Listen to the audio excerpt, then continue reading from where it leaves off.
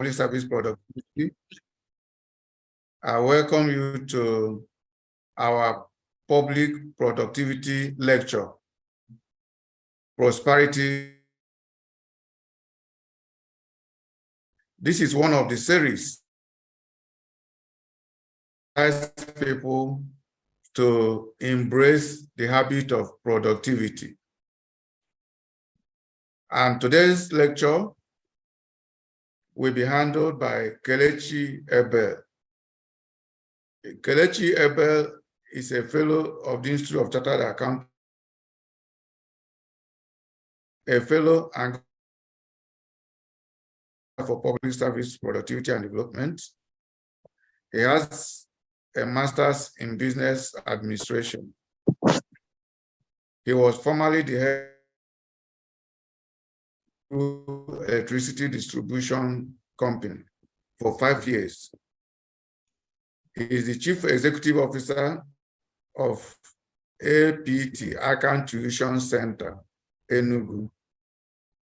He's also a facilitator and a project supervisor at National Open University, Enugu Studies Center, and is a member of ICANN Committee on Entrepreneurship and Job Creation. Presently, Kelechi Ebel is the chief consultant of Jefferson Consulting, a firm which specializes in offering consultant services in management, finance, training, and entrepreneurship. To enable him to fulfill his professional callings, Mr. Kelechi Ebel have undergone many trainings, both at home and abroad, and he has written. So join me in welcoming Kelechi Ebel. Good morning, all. It is my pleasure to welcome you to this monthly lecture series on prosperity through productivity. The topic is very important. 10 smart ways to start up and run a successful business as an entrepreneur. This topic is very important to those already running businesses of their own, those who want to start their own businesses, fresh graduates, and all those interested in creating wealth for themselves and for others.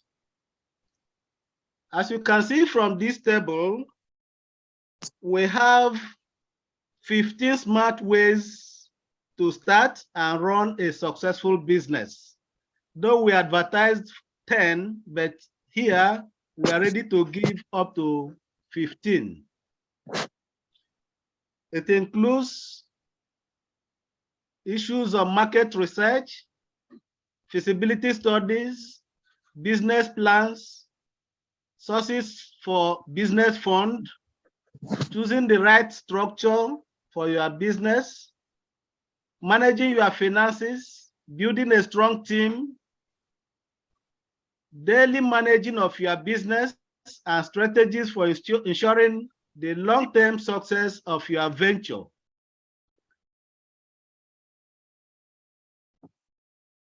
In our July 2022 monthly lectures on prosperity through productivity, we discussed how to supplement your active income with passive income. Passive income is defined as the money you earn that does not require you to do a lot of active work to continue making it. Then we highlighted 10 passive income yielding investments, which includes investments in treasury bills, government bonds, lands, real estates, share and stocks, joining cooperatives, trading in foreign currencies. We also discussed how to bring in income from pet partnership, transport business, and online publishing. So today, we will discuss how to make active income by actively starting up and running a successful business as an entrepreneur. The key phrase here is starting up, running a successful business, and as an entrepreneur. To start and run a successful business, you must think and act as an entrepreneur. Who is an entrepreneur? The entrepreneur is that visionary who sees a passage where others see roadblocks. He is a careful thinker who sees opportunities where others are frightened by seeming obstacles.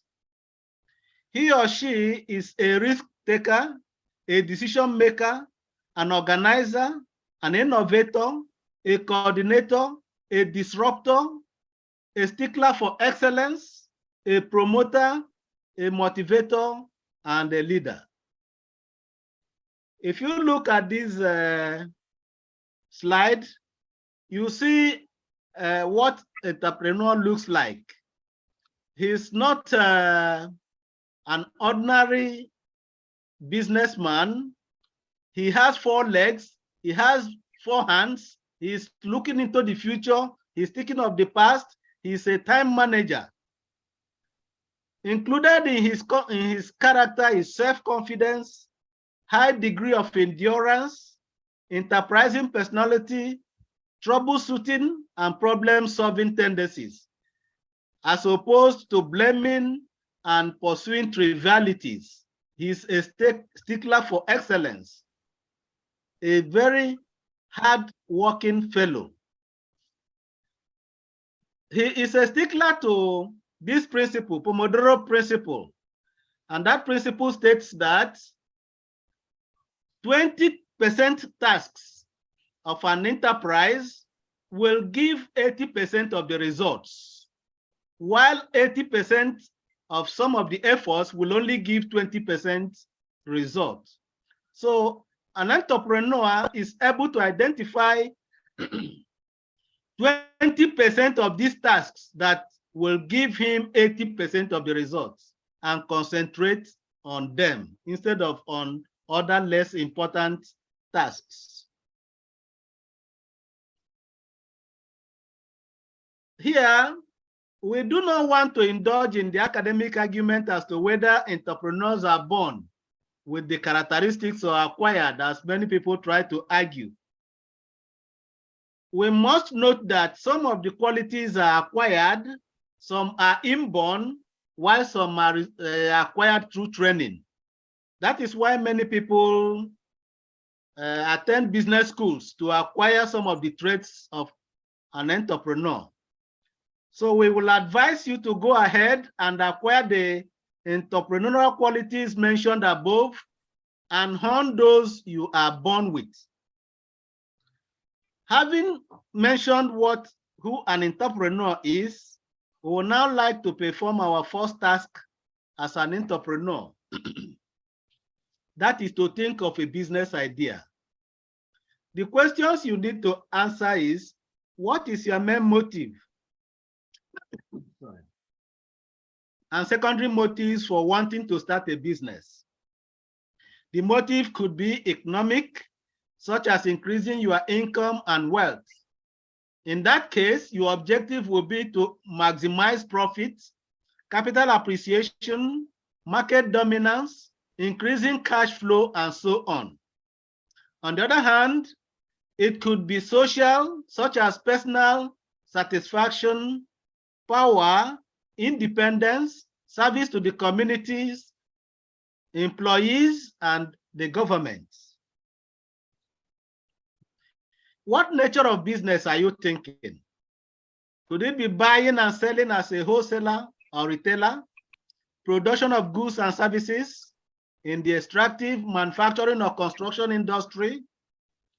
It could be service-oriented ventures such as recreational services in hotel, in entertainment, or personal services as laundry, beauty shops, photography, and so on. It could also be consultancy in the area of financial services, productivity enhancement, management information systems, investment decisions, engineering and legal services. What about research services, which includes software and product development, risk management, specialized machines and tools making? The lists are endless. Once you zero into what to do, the next thing is to think about smart ways to start up and make it successful. So let us now delve into the 15 smart ways to start and run a successful business. Having a business, a successful business, is the dream of many, but the journey of becoming a successful entrepreneur is not an easy one. It requires dedication, hard work, and a lot of smart decision making.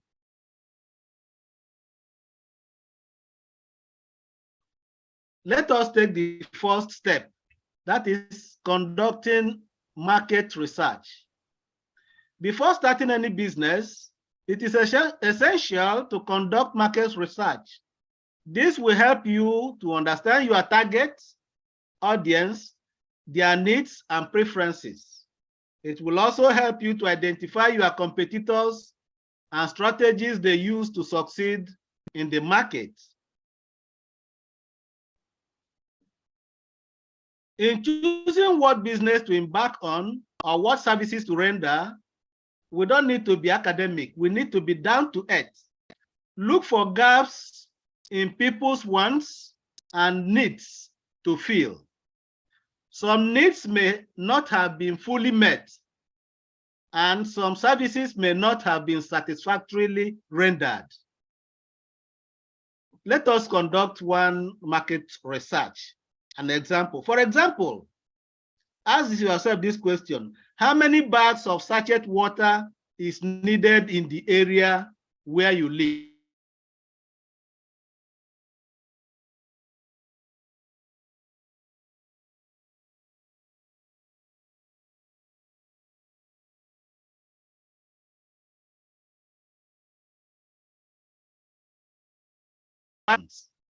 With 300,000 of them able and willing to consume 5 sachets of pure water daily.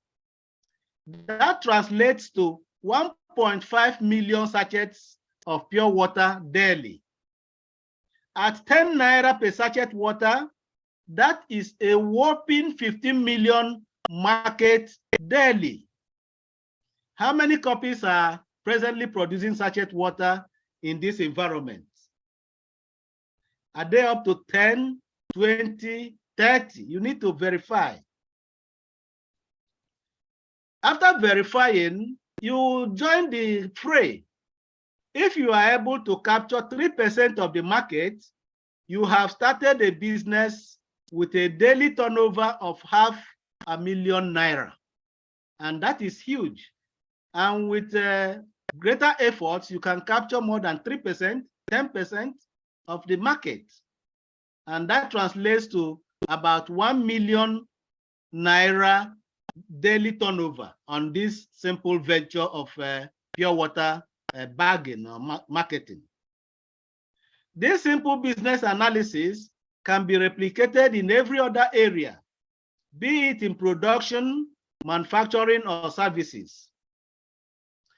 Having narrowed down on the business venture you want to embark on, the next step is to consider its feasibility, profitability, and viability. So the second step is to prepare a feasibility study. A feasibility study is conducted at the early stage of a business idea to assess whether it is viable or feasible. It involves a comprehensive analysis of the proposed business idea, its market potential, competition, regulatory requirements, financial projections, and risks. The purpose of a feasibility study is to provide a realistic assessment of the business idea's viability and potential for success, which can help the entrepreneur make an informed decision about whether to pursue the idea or not. The study may be undertaken by yourself or by professionals in the field, and it should provide information in the following areas: business objectives, vision, mission, marketing opportunities and plans, operational or production plans, human resource structure and management, financial analysis, environmental plan, risk management, and contingency plans. The profitability and viability test answers the question of whether the venture is desirable and sustainable. The academic way of doing this is to use both discounted and non-discounted techniques, such as net present value, internal rate of return, profitability index, and payback period. This is the academic way of assessing the viability. But you can follow the Igbo apprenticeship system of understudying those already in the business to assess its profitability. The third is to develop a business plan. A business plan is a detailed document that outlines the entrepreneur's vision, objectives, strategies, and action plans for starting and running the business.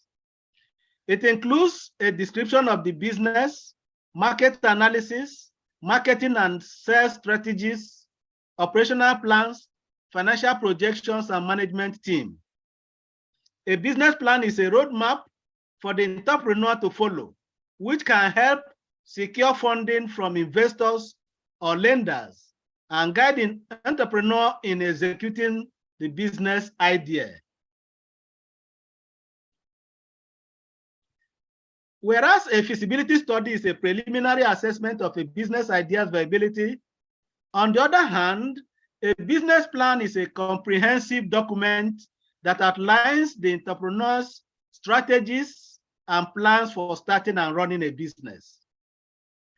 A feasibility study is usually conducted before a business plan to determine whether the idea is worth pursuing, while a business plan is developed after the entrepreneur decides to start the business to guide the business growth and success.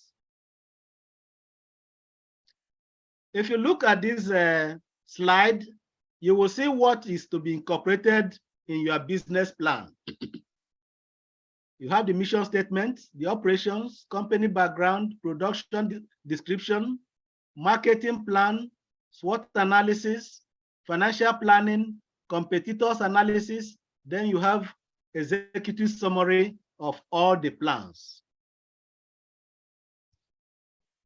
We now have this information.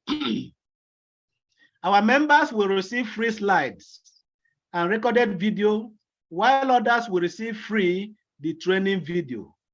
Please send a chat requesting for your free materials, your full name, email, phone number.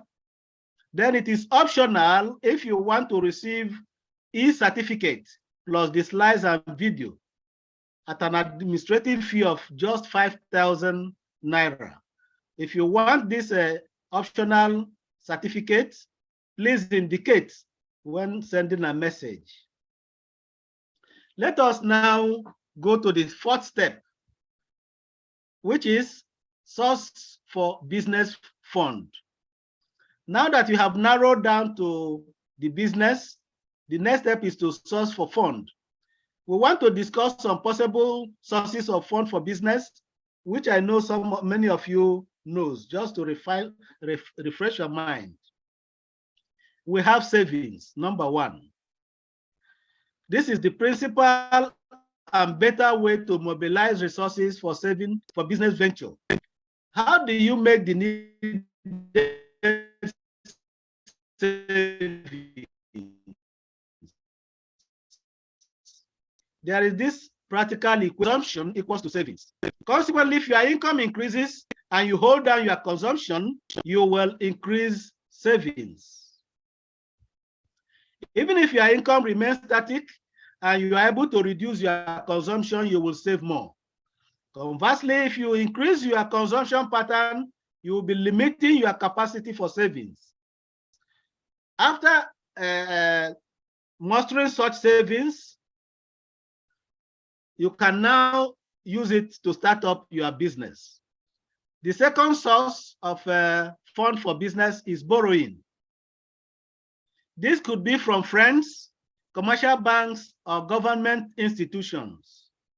Federal government institutions for providing loans is mainly through the central bank.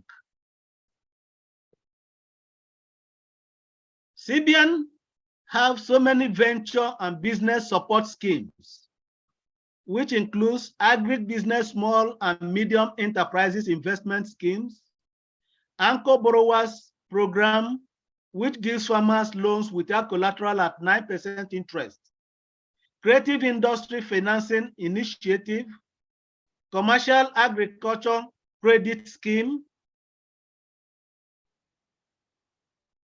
credit support scheme for the healthcare sector, enterprises development fund, non-oil stimulation facility, paddy aggregation scheme, real sector support facility, maize aggregation scheme.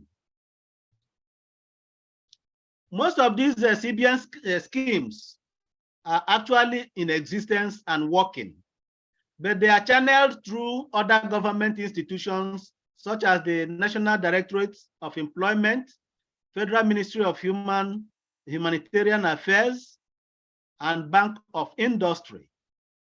Bank of Industry is the main institution that disburses funds for medium, large, medium, and small projects, as well as the expansion, diversification, modernization, and rehabilitation of existing enterprises. To achieve this mandate, Bank of Industry have a syndicated international loan of $1 billion US, in addition to other sources placed at its disposal by government. The following categories are given preference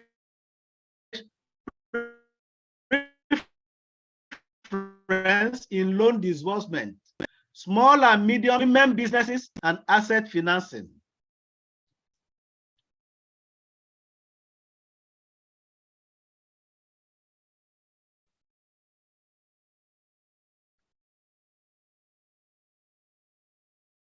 Okay, we want to put a word of caution here. Don't be quick to, we said you should not be quick to borrow funds to start a business, except there is reasonable prospects that the return from the venture will cover the interest on the borrowed fund. For example, if you borrow fund at the cost of 21%, which is the general interest rate in many banks, for a venture that yields only 25% in gain, your margin will just be 4%, which might not be good enough.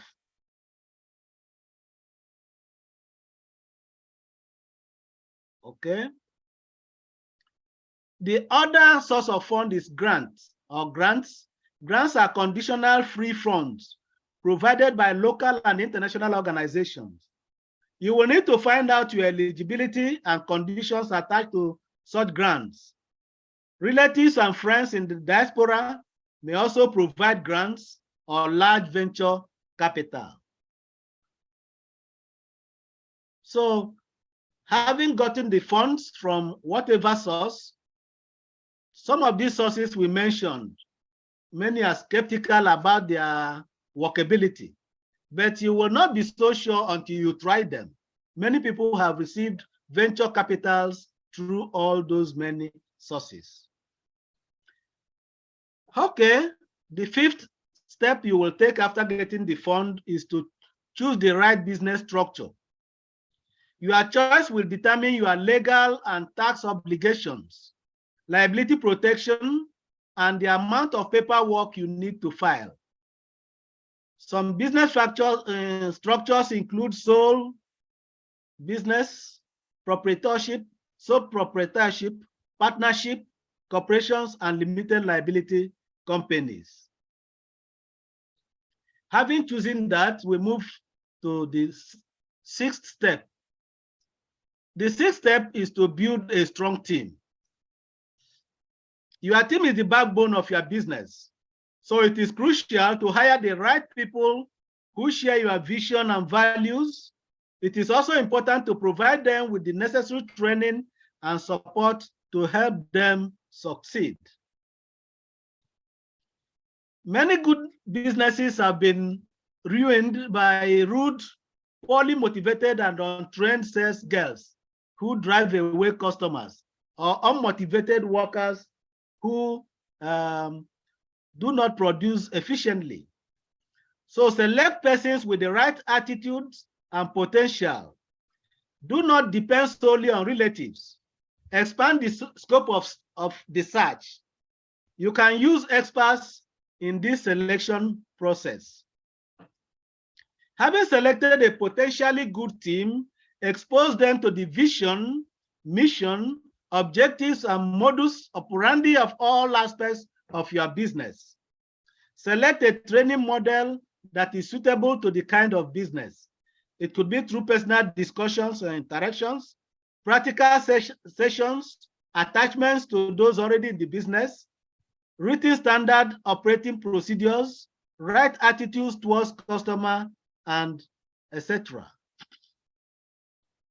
Help your team to see their roles and benefits in the success and growth of the business so that they can be motivated to put in their best. In the Igbo apprenticeship system mentioned earlier, the apprentice is made to understand that the amount of resources he will be settled with at the end of the period depends on the profit generated by him. So he will now be aiming at generating, say, 20 million within this period of 5 years, with the hope that at least he will be settled with 5 million to start his own business. That is one way to build a strong team. Then the seventh step is to launch your business. This is the first day your business is shown to the world, the first day of operation. Use it to draw as much publicity as you can. This is an occasion to boldly show what you are up to. Invite friends, prospective customers, the media, and advertising agencies. Offer some of the products and services free on this occasion. Follow the physical launch with wide publicity in the social media. However, there could be times when it is better to operate steadily without much fanfare until your venture gains traction, especially in a destructive competitive environment. This will allow the venture to gain some grounds and be able to withstand opponents. The eighth step is successful marketing. After launching your business, it is important to create awareness of your product and services. This is done through aggressive marketing. You can do it yourself or employ the services of professionals in this field. Successful marketing can be executed through person-to-person contacts, posters and billboards, radio and TV adverts, road shows and trade fairs, digital marketing. This digital marketing is very, very important because in today's digital world, having a strong online presence is crucial for any business. This includes creating a website, social media pages, and listing on directories like Google My Business. Your online presence will help you to reach wider audience and increase your viability, your visibility, please. Digital marketing is gaining ground, especially with small businesses. This involves the use of emails, Facebook, Instagram, chatbots, YouTube, WhatsApp, and video messaging in various social media channels. If you look at this slide, you will see that video marketing is actually promoting many businesses. 25% took action after watching a video. 60% increase their organic traffic with the videos you show. 49% increase email click-through rates with video, and so on. So you will see the results of video marketing, which you should employ in marketing your venture, your businesses. Let us now move ahead. Now the business has been established.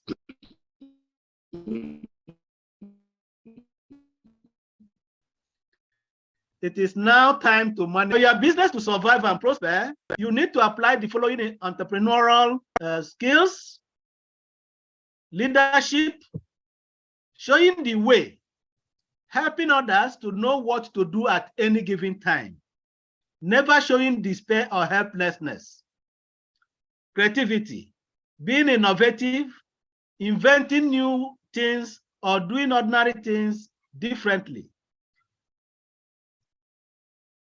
ability to make sound, strategic, operational, and daily decisions quickly after taking a broad and long-range views, which many refers to as a helicopter view. You need resilience, bouncing back quickly after a setback, not brooding over disappointments, moving on in spite of challenges. You need communication and active listening skills when dealing with clients, your workers, and customers.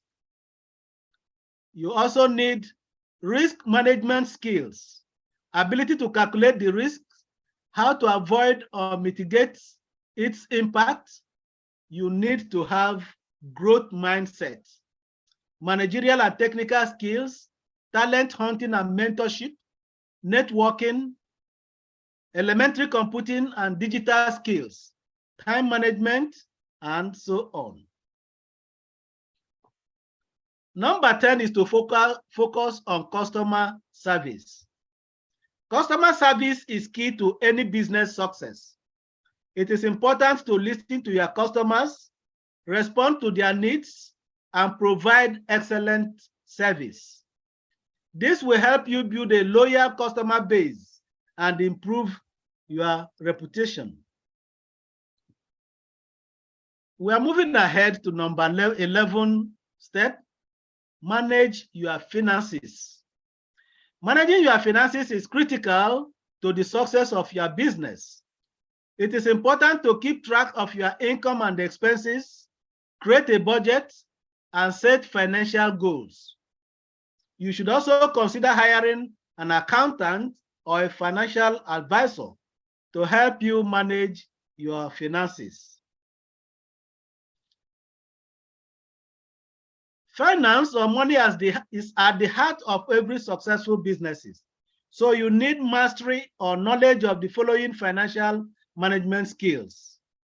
If you have not gotten them, you need to acquire them: budgeting and budget controls. You should know how to prepare annual budgets for your firm and how to use it to drive increased revenue and control spending. Inventory management to reduce obsolescence, control over or understocking, and pilferage. The main thing is to use computer programs for inventory management. You can explore that possibility. You also need to have some knowledge of banking operations, such as elementary bank reconciliations, investing surplus funds in short-term money instruments, such as treasury bills or short-term deposits, managing overdrafts, and all of this. You need this skill. You also need the cash flow management skill through the use of payables and receivable policies, so short-term funding, prudent current asset management, and so on. You also need a bit of tax management policies so that you know how to minimize your exposure. The 12th is technology use of technology to your advantage. Technology can help you streamline your business operations and improve efficiency. This includes using software for accounting, inventory management, and customer relationship management. It can also include using social media and other digital marketing tools to reach your target audience. Here is a very informative quote from Bill Gates. He said, "Information technology and business are becoming inextricably interwoven. I don't think anybody can talk meaningfully about one without talking about the other." This shows how infotech is helping businesses in modern time. That is from Bill Gates. Now we want to move to the 13th step. Stay adaptable. The business landscape, as you know, is changing, and you need to be adaptable to the changing environment and ways and means of doing the particular business you are engaged in.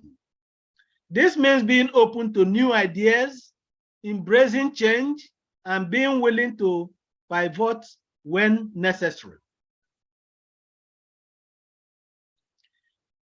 We want to bring this information back to your attention. Our members will receive free the slides and recorded video, while others will receive free the training video.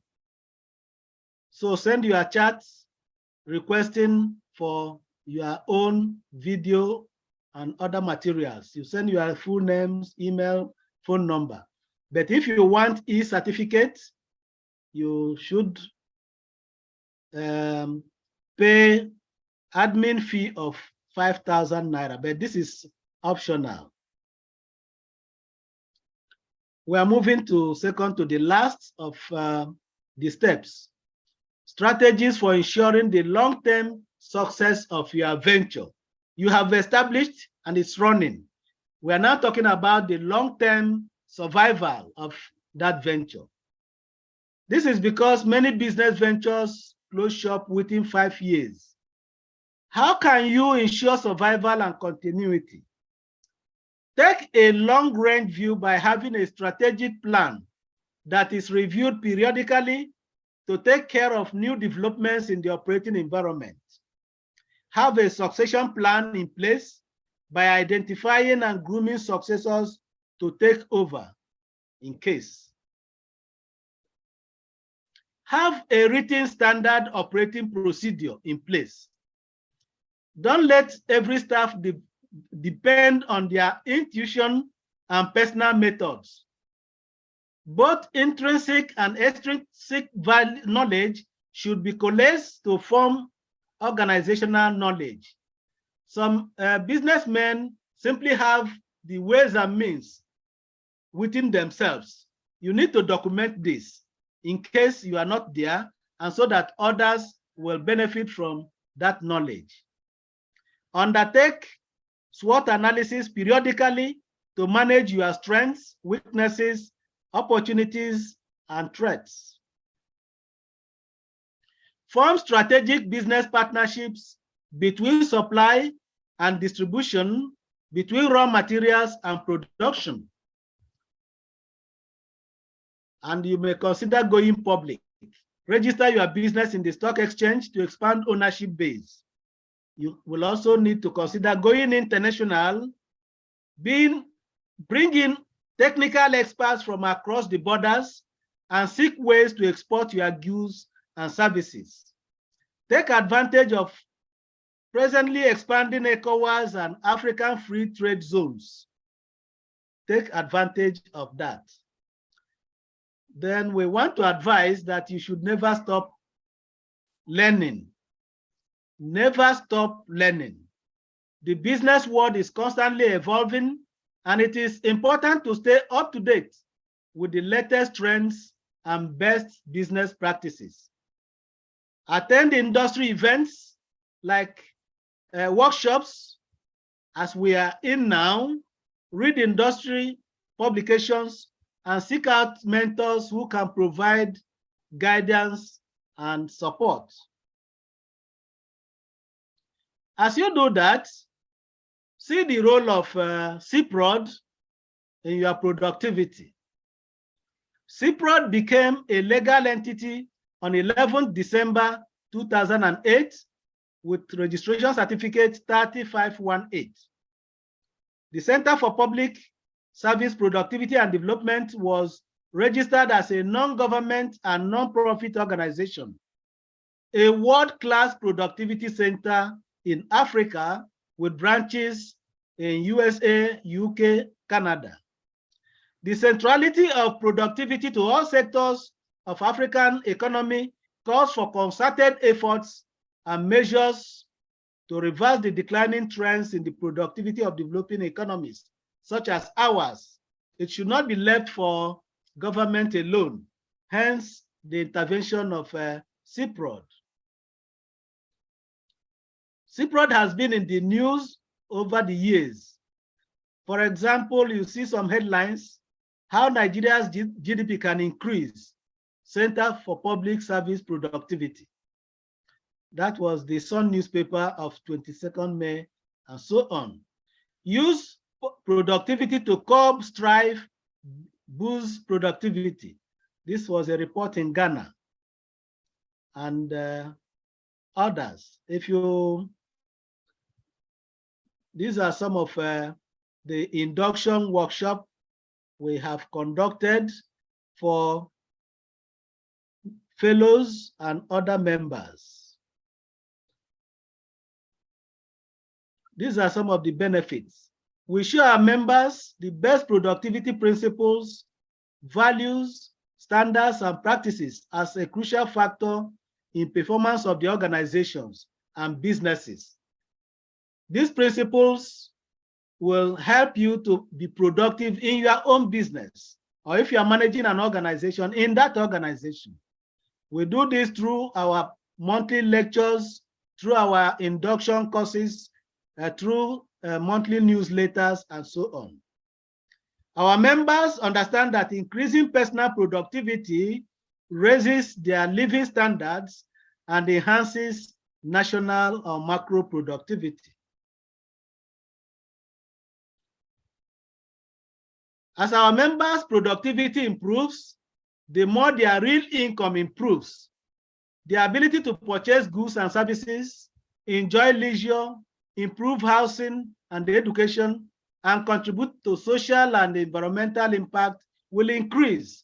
The nation and the society in general will benefit. Increasing our members' productivity also helps their businesses to be more productive. And that is very helpful both to themselves and to the society. You will become a member of a Center for Productivity with ACP, MCP, or FCP as a provision of recognition that denotes a high level of professional competence and performance standards. Once players in the field sees you as belonging to CeProd, they know that productivity, integrity, and efficiency is assured for the organization. A monthly newsletter and special research reports keeps members informed about emerging issues in the profession, locally and internationally. A unique opportunity for your self-development. Members have frequent opportunities to exchange ideas with experienced professionals so as to update and expand their skills. We've mentioned this. There is an ongoing program that involves productivity coaching, purely to assist members in understanding the main determinants or drivers of productivity growth. Certain factors are critical for determining productivity growth. As a member, some of the benefits include listing in online CeProd membership directory, international networking among business leaders and professionals. Recently, we have inductions of many prominent members of the society. You see Musa Maruf Olawale is the Permanent Secretary, Lagos State Government, Lagos.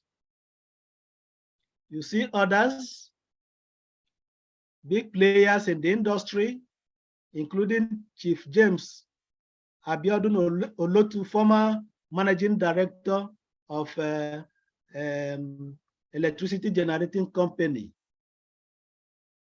Let us now move ahead to conclude this lecture. Even while working for someone, think of starting your own business, no matter how small. Small and medium enterprises are the bedrock of economic development of every nation. Many small businesses have grown into chain stores and conglomerates. So do not be afraid to venture. Doing nothing is also a risk. Be on the side of the law always and follow approved business ethics and regulatory requirements. CeProd does not support cutting corners. We want you to be ethical and follow regulatory requirements in any venture you are undertaking. Search for gaps in needs requirements for goods and services and fill that gap for a profit. Understudy the business venture, conduct a feasibility study, business plan, recruit and train your team, then launch your business and apply all the entrepreneurial skills mentioned, which is by no means exhaustive in this brief lecture. Maintain proper accounting and record keeping to keep track of your business. Put your heart and energy into growing the venture. Be patient, be persistent, and be resilient. Take all necessary precautions. Look for those who know, who can mentor you. Form strategic partnerships and have succession plans to ensure the continuity of the business.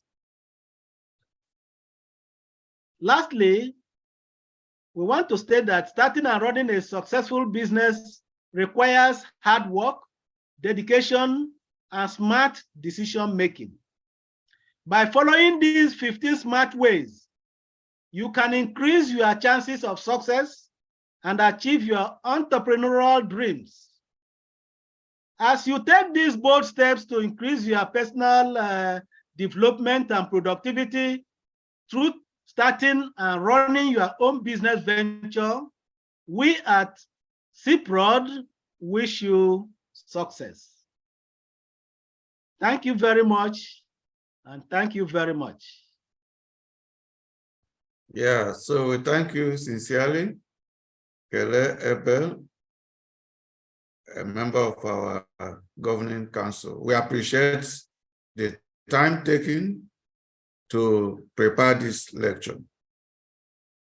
I also want to recognize members of our governing council here present, such as Engineer Dr. Benga Adeyemi, who is our Vice President, Dr. Joshua Odewale, who is the Chairman of Membership Committee, and Oloede Adeola, and the Speaker himself, Kele Ebe. You are all welcome. So now, having listened to the lecture, if you have any question, you can raise up hand. When called, you will ask. The speaker will note down 3 questions, then he will answer. Then we take another 3, then he will answer. So let's start from the first one. I have here Chukwuma Umege. Please, can you ask your question? Unmute and ask your question. Yeah, good morning, everyone. Mine is first to commend the guest speaker and also to give my thoughts on the lecture. What I understand from the lecture is the fact that if you want to start a successful business, there's a need for you to do a gap analysis of the needs of the society. If you're able to understand what the society needs in terms of goods and services, and you go ahead to fulfill and to close that gap, definitely you are starting a successful business. So that's just a comment I have, and also just to thank the guest speaker for this wonderful lecture. That's fine. Thanks a lot. Another member is raising up hand, Daniel Thomas. Please, can we hear you? Good morning, Doctor. Good morning to everyone. My name is Daniel Thomas. I want to especially commend the person that delivered this lecture. The lecture was apt. Thank you so much, sir. But I have a question.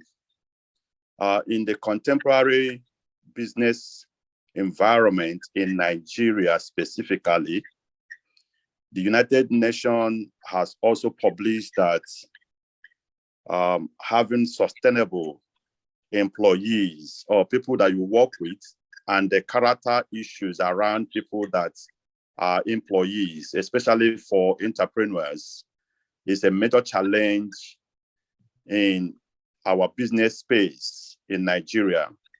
Then the question is, how can we curb this? We are going by the challenges faced with maintaining sincere workforce in Nigeria specifically. Thank you. Okay, so let's take another one before you answer. Let's take Solomon or ABC. After that, we will give him a chance to answer. Solomon. Okay, thank you, sir. I want to commend the effort of a presenter for this inspiring and educating presentation. More strength, sir. So I have two questions, sir. Yeah, I have an engineering firm. So it's a growing firm. Let me just put between the range of small and medium. And though we've been working maybe 3 years ago with some private organizations, but we are planning to at least get a kind of work or job from the government. But there are many big requirements that this growing company cannot meet, like maybe kind of 5-year experience, but we know that we have that experience because we've worked with some people before and we've done that. But this registered company has never done that kind of project. So how can we break the genes of this particular requirement to ensure that, yes, maybe this company is taken, or they can even give us a kind of chance to do that particular job? That's number one, sir. Number two is regarding the borrowing. I have come to realize, based on this level of hours, that all these commercial banks, they are not even ready to even borrow us anything. Because when last I went there, I say, okay, well, I have this particular job, for instance, just maybe 5 million. They say, okay, well, what do you have to stand as a shorty? Do you have land? Do you have this? I said, I don't have. They said, if you don't have anything to stand as a shorty, which is maybe tantamount to that particular amount, that they cannot give us any kind of guarantee that they cannot guarantee to us. Please, in this kind of scenario, what can we do, sir, to ensure that this kind of genes is also broken, so that we have a leverage? Because all these anchors, brewers, and some other things, we've had some people we've had that this thing is not that viable and feasible, that it's only staged on the network, that is not even that viable and feasible. Please, what can we do in this scenario? Thank you, sir. Okay, thank you. So let's give the speaker the opportunity to respond. Thank you very much, Chukwuma. for the commendation. We appreciate it so much. Like the Igbo adage said, if you praise a mighty man, he will progress further. He will do more. So thank you very much. Daniel,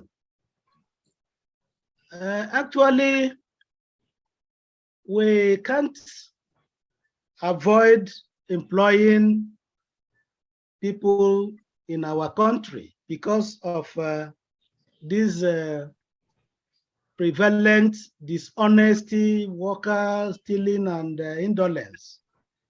But it might be more challenging to look for honest workers. It might just be like looking for a pin in a haystack. But you have to do it because we don't have options. Of course, some people have taken the option of bringing in expatriates, many from India. But the cost of doing so and the possibility of adapting to our own environment might not be so easy. So you need to go ahead and look for honest workers and try to remunerate them well, pay them very well, because a hungry worker is predisposed to dishonesty, and also have an exit or future plans that will encourage them to stay. If they know that staying with you and being productive will be rewarding to themselves, their job is secured, and they are not easily dismissed, that will be incentive towards being honest. So we say, be very painstaking in choosing, then train them very well, then have good incentive scheme for them to also live a good life. But apart from that, it is also good to put internal control, strong internal measures in place to check pilferage, to check stealing. There are some technologies that have been helpful. Some install CCTV in their organization. Some use computer to track stock movement and all that. So all that could help serve as a deterrent to any fraudulent worker to think of stealing. And if any of them is caught, have zero tolerance for corruption. Don't pamper a corrupt person, because he will go ahead to corrupt others and may think that he will get away with it. So there should be zero tolerance for corruption and fraud in your organization. While this is detected, take firm action against such a worker. It will serve as a precedent to others. Oyenisi mentioned the difficulties in getting jobs from government. But they are also saying they are encouraging indigenous companies. How do you encourage them when you insist on 5 years experience? Of course, they are encouraging those who have gained such experience. What you may need to do is to partner with those who have stayed in that field for a long time. Perhaps their own experience can be used to cover yours when you present your quotation as a partnership with such a company that have gotten experience. That may be helpful, but hopefully in future, you will surely get the needed experience that is required.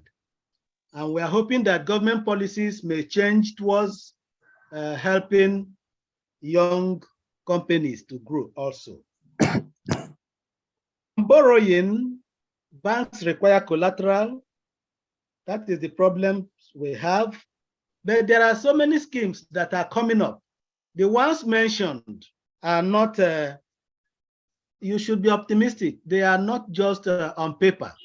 Many people have tried those government funding through BOI and through other agencies and have succeeded.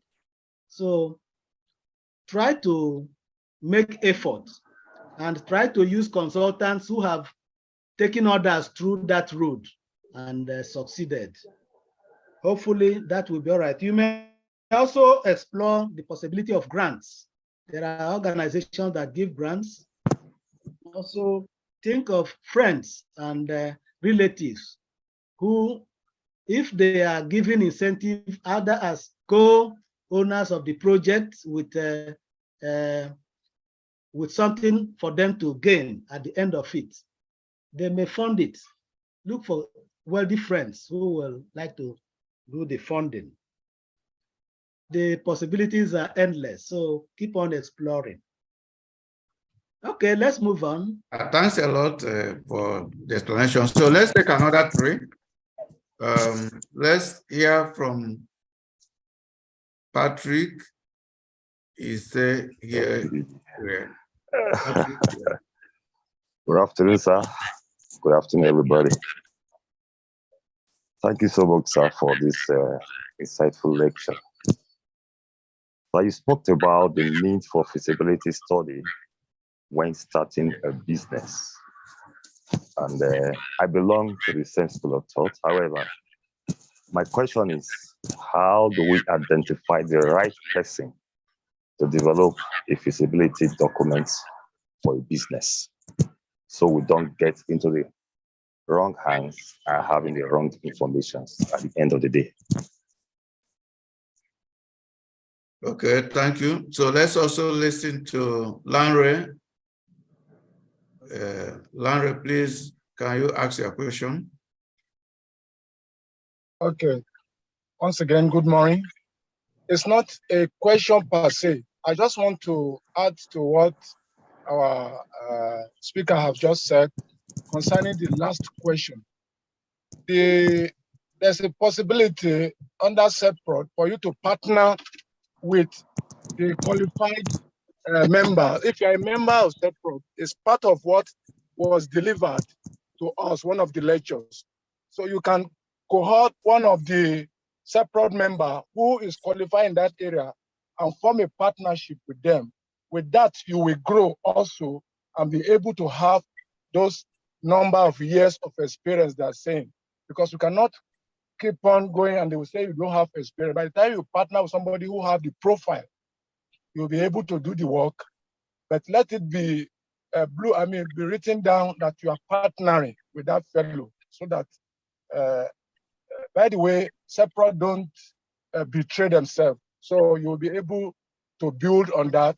And next time you don't need to partner before you do well. Thank you very much, sir. Yeah, thank you for throwing light on that area. And what he said is in order. And we have a database of more than 250 fellows who are experienced in every sector, either oil and gas, engineering, law, management, buying and selling, whatever profession. You can partner with them and you'll be sure that there will be results. Thanks, Larry, for that. Then let's listen to Ambassador Dr. Felicia Arrigo. Please, let's hear from you. Good morning, everybody. Good morning. Yeah, welcome, man. Okay. Really, let me first of all appreciate the deliverer of the message for the period that we really need concerning business. I really appreciate, and I want to thank God because the knowledge is also backed by the source from which he is known for and is coming from, which I want to thank God for that trend. And that is why I'm bringing my question. That is the source I'm bringing my question. Because this day, you'll find it very difficult for the young ones to really come to learn. Because from one part of the lecture says that we should also build ourselves. That is having a leader that can replace us. But you find out that when you want to groom certain people, they don't have that patience. That is one aspect. Then the second aspect is, there are some that will want to be groomed. Whereas even as you are grooming them to stand in for you, instead of standing in for you, they stand in for themselves. And if care is not taken, and you are not being watchful, before you know it, they are either taking over, or what they are supposed to do to the benefit of the organization is being done for their own that they are already setting up. How do we guide against all these kind of lapses? And how can we really build a leader to take in our place when they are not ready and willing to learn? Hello, I don't know whether Yeah, we are getting. Okay. Okay, can He's I? getting, yeah, so let him respond to the 3 comments. Yeah. Thank you very much, Patrick. Getting the right person to conduct feasibility study. There are so many consultants in that field, but you need to be very careful so that the person you are asking for the job have the experience, the exposure, and the connection to give you what is required. Thank you, sir. So you can ask friends who have succeeded in that field. Yeah. But like Larry said, CeProd also have many consultants in every field. And if you become a member, you have network of persons to help you make reference to friends who have the competence and who can do the job for you. Thank you, Dr. Arrigo. That is a problem, really, that of having the right person to groom in your succession plan. But we will not give up. You have to go on looking for the right kind of person, despite the fact that many of them will stab you at the back. But the alternative is not just to carry on as a loan, because something can happen. You may become sick, you may become infirm, one may even die. So there is need to groom persons. In our lecture, we suggested also going public. That is registering your company when it grows to a certain level, so that the ownership base will be expanded and the succession will be automatic. You may also consider your children. Some people consider their children who are level-headed, and who knows that if the company succeeds, it's the family that succeeds, to groom as a successor. So it requires painstaking efforts, but there's no way you will not, out of 10,000 persons, out of 200 million Nigerians, you will not be able to pick some persons of integrity who can help you run the business and not take advantage of that. So thank you very much. So we'll take the last 3 now, after which we will not take another one. So let's listen to Shalom Smith.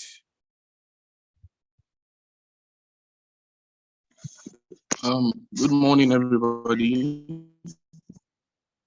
Good morning, Doctor. Thank you very much for this exciting lecture. So I just want to identify something that I think was missing here.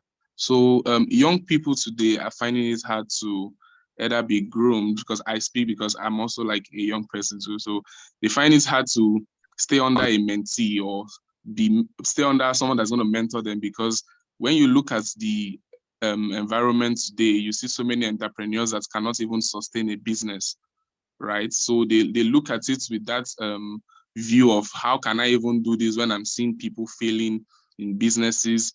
The economy is not actually favorable to them. So they actually want to fall back on the skills that they learn you know, so it's more easier for young people to pick up skills these days than to pick up a business plan and say, okay, in the next 10 years, I want to grow this particular business to this certain level. You know, I want to be entrepreneurial. You know, they actually prefer to pick up creative activities they can engage in, be it music, football, and the rest. But they actually forget these parts, that there's a part of business in it that can actually expose you to the whole world.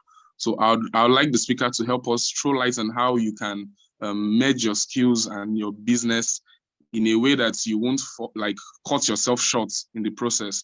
Thank you very much. Thank you. So in absence of any other question, so he will take this and that's the last. So go ahead, please. Thank you very much, Smith. Really, when we started the lecture, we mentioned that this lecture is for graduates who wants to establish their own businesses. It is also for those who have established theirs, who are managing companies. It's broad in its spectrum. It is an option. What you said is an option. Some youths may decide to weather the storm, start on their own, and along the line, they need to now look for people who are already in that field to partner with. And if you are a member of CeProd, that makes it easier. You can now consult your fellow professionals to guide you in some thorny areas. So there's no hard and fast rule that you must serve as a mentee before you start. You can go ahead on your own business, but now you know your weakness, that you are actually trotting the road for the first time. That means you will need to seek all the help you can get along the line. And like the 15 steps mentioned, you may go through them again and see areas you lack knowledge and seek to expand in that field. Once you learn the 15 steps, you can start on your own, but know that it is easier for an inexperienced person to fall along the line and get up than somebody who is being guided by an adult. So you need to brace up for what lies ahead as challenge. The important thing is to be productive. The important thing is to be productive. Check those qualities of an entrepreneur and see which you lack and which you need to develop. And one of the qualities is determination, not being deterred by challenges, being resilient. Once you fall, you get back. So with time, you will learn from your own experience. It is part of it. So there are no hard and fast rules. You can start on your own, but if you feel you have somebody who is trustworthy, who can mentor you selflessly, well, that is fine and good. The important thing is to start something and grow and be productive. Yeah, thanks a lot, Caleb. At this juncture, we may like to listen if any of our other governing council members have anything to say. Oloyede Adeola, do you have any comments?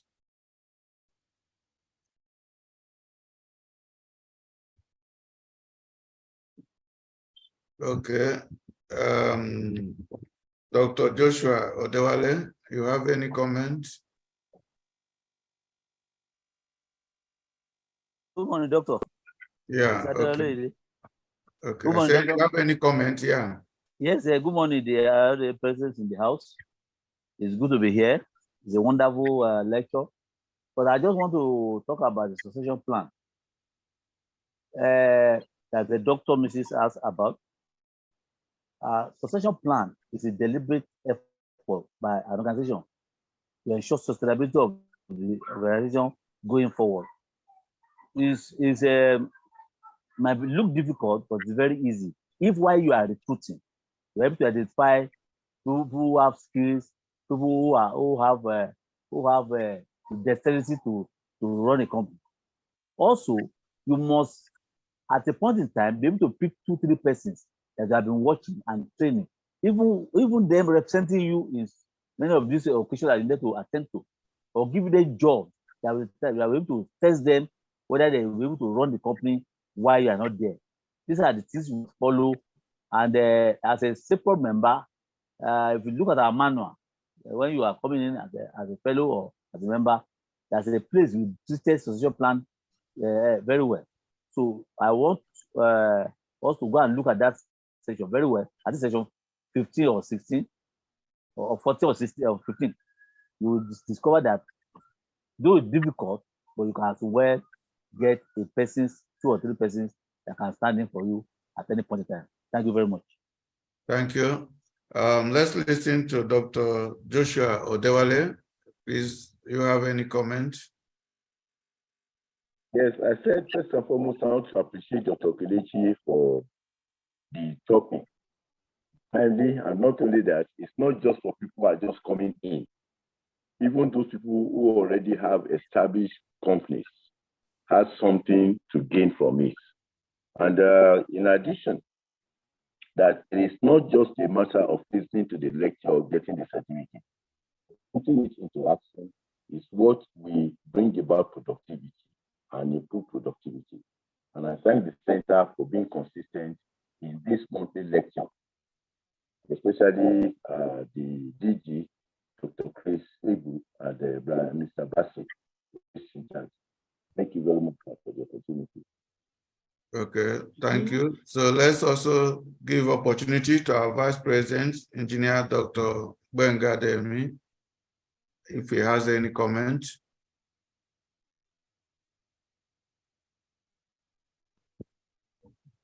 Okay, maybe he's not here again. So we thank all, about 77 of us who joined the program and benefited. So this is how Center for Public Service Productivity promote knowledge sharing that will enhance productivity in all spheres of our life. It is not enough to complain what needs to be done. We also need to be seen to be doing something so that at the end of the day, we will be contributing to developing the economy in our own small way. And we will also be contributing. So joining Center for Productivity as a member gives you a platform to contribute in enhancing productivity in your family, in your individual life, and in a country as a whole. So we thank all our governing council members, our fellow members, and our invited guests who joined the meeting. And we shall call it a day so that we can go and do another thing. Thanks a lot. Thanks very much, DG. Bye-bye. Thank you all. Bye-bye. Appreciate you all. Yeah, bye-bye. Thank you. Thank you. Thank you. Thank you. Thank you for your time.